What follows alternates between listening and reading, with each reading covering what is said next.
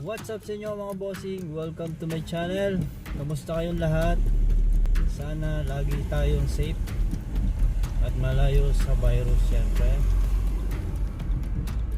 Alalabas ko lang ng trabaho dito sa Milan, Italy. Buhay OFW. So maraming nagtatanong sa akin kung paano ba ako nakapunta dito sa Milan, Italy. So pag-usapan natin yan. At pag-usapan din natin yung tinatawag na FLUSI o direct hiring.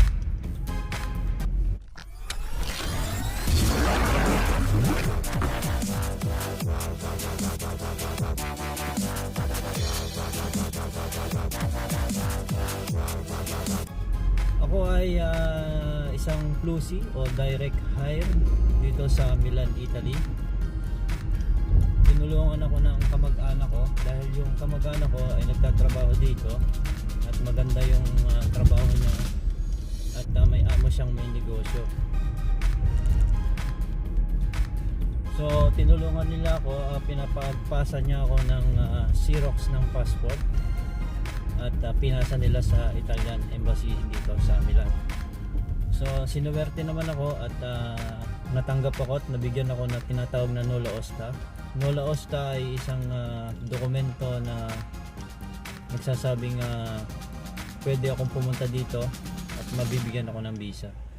So pagkatapos at nabigyan na tayo ng Nulla Osta, so pinasa nila dito, pinasa nila sa Pilipinas at siyempre hindi ko naman alam kung paano yung pag-process nandito. So kumuha ako ng agency sa Pilipinas na tutulong sa akin para ma-process yung documents. So maraming salamat nga pala doon sa agency, hindi ko na lang tanda kung ano. Maraming salamat sa iyo dahil pagtulong sa akin dito, pagpunta dito. So yun mga bossing, yung nakakuha na ako ng agency, siya na yung nag-process. Unang-una pumunta kami sa Italian Embassy. Binigay namin yung Nulla Osta na pinasa ng Italian Embassy dito sa Italia through sa agency na kinuha ko. So yung pinasok namin sa Italian Embassy naman sa Pilipinas. So nabigyan naman tayo ng tinatawag na Schengen visa. Yung Schengen visa mga bossing ay 1 year visa sa Europe. Pwede kang mag-travel kahit saan sa Europa basta may pera ka na. Wow! Within 1 year. So pagkatapos noon at nabigyan na ako ng Schengen visa sa Italian Embassy sa Pilipinas. So nagpunta naman kami sa OWA. So nag-training ako sa OWA ng 5 days. Ang training na para matuto ka ng mga basic Italian language. So madali lang naman mga bossing. So pag natapos mo yung 5 days noon, pumunta naman kami ng TESDA. So sa TESDA, ang tinuro naman sa amin ay kung paano mag-serve at kung paano maglinis at mag-ayos ng mga gamit. Siyempre pagka nagtrabaho ka dito sa Italia ng bahay o domestic helper, so dapat marunong ka lang. So 5 days lang yon, madali lang.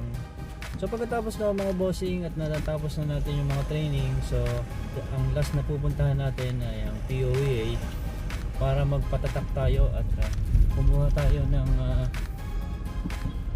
passes o tatatakan ng POEA yung mga documents. So pagkatapos noon okay na, diretso na tayo dito. So yung agency, siya na yung bahalang kumuha ng ticket mo. So yung agency, nagbayad ako doon na hindi naman malaki, hindi naman mababa. So pagkatapos ng mga bossing at ayos na lahat ng papers, so makakarating ka na dito. So ang ginawa ko naman mga bossing, bago ako umalis, mga 1 week bago ako umalis para naman ma-enjoy ko naman yung Pilipinas at makasama ko yung pamilya ko. So pagkatapos na nakapunta na ako dito, syempre pagdating mo naman dito, may process pa rin para maayos yung papel mo. So pupunta muna tayo sa police o tinatawag na questura para masabi na dumating ka na dito. So bibigyan ka ng form, tapos tatatakan nila na ibig sabihin na nakarating ka dahil isa kang FLUSI. So pagkatapos nun, yun na, dire-diretso na pupunta ka dun sa amo ng pinsan mo o kamag-anak mo para isama naman siya sa kwestura, sa pulis para sa iyong permit to stay. So yung permit to stay mga bossing ay bibigyan ka dito ng 2 years permit to stay dahil yung magiging amo mo siyang babayad ng tax mo. So pagkatapos na pwede ka na magtrabaho o pagkatapos ng kontrata mo doon sa pwede ka na mag-apply sa iba. Basta may dediretso lang yung kontrata mo o yung permit to stay mo dito sa Italia. So yun mga bossing, yun ang naging paraan ko sa pagpunta dito sa Italia. Isa akong Plusi o direct hire. So kung may mga kamag-anak kayo o pinsan na maganda ang salary o may mga amo na magandang negosyo, makakapagtrabaho na kayo dito basta masipag kayo at huwag kayong tamad. So yun mga bossing, thank you for watching. Sana may natutunan kayo kahit konti man lang. At stay safe always. Like and subscribe to my channel and click the notification bell. Marami pa tayong pag-uusap at malalaman nyo kung ano pa bang mga tamang kunin mo dito o mga tamang pagpunta dito. Thank you for watching. Shoutout nga pala kay Stephen Austria. Ben, God bless. Stay safe always. Thank you mga bossing. Ciao.